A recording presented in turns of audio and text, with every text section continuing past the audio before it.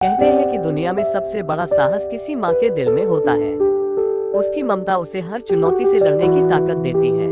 ये कहानी है ऐसी ही एक माँ की, जिसने अपने बेटे को बचाने के लिए अपनी सारी ताकत और हिम्मत को झोंक दिया।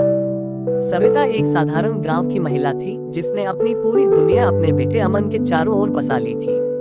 लेकिन जब अमन को एक खतरनाक बीमारी ने घेर लिया, तो उसकी जिंदगी पूरी तरह बदल गई। डॉक्टर ने कहा, सविता, अगर तुमने अमन को जल्द से जल्द शहर के अस्पताल में भर्ती नहीं कराया तो समय हाथ से निकल जाएगा। गांव से शहर तक का सफर आसान नहीं था।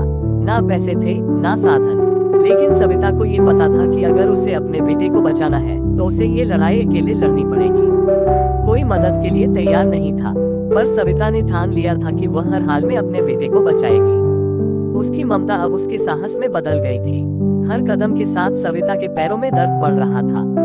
उसके शरीर की ताकत खत्म हो रही थी, लेकिन उसके दिल में बेटे के लिए प्यार और उसे बचाने की चाहत उसे आगे बढ़ा रही थी। डर के साए में भी सविता ने हार नहीं मानी। उसने अपने बेटे को अपनी बाहों में कस लिया और तेजी से उस अंधेरे रास्ते को पार किया। सविता की यह लंबी लड़ाई आखिरकार खत्म हो गई थी। वह अस्पताल तक पहुंच गई थी, जहां उसके बेटे का इलाज संभव था। सविता का साहस, उसका धैर्य और अपने बेटे के लिए उसका अटूट प्यार आखिरकार रंग लाया। अमन की जान बच गई। सविता ने साबित कर दिया कि एक माँ की ममता और साहस से बड़ी कोई ताकत नहीं होती। ये कहानी सिर्फ सविता की नहीं, हर उस माँ की है जो अपनी संतान के लिए किसी भी कठिनाई से लड़ सकती है। सविता की तरह हर माँ एक योद्धा होती है। अगर आपको ये कहानी पसंद आए हो, तो इसे अपने दोस्तों और परिवार के साथ शेयर करें और चैनल को सब्सक्राइब करें। ऐसी और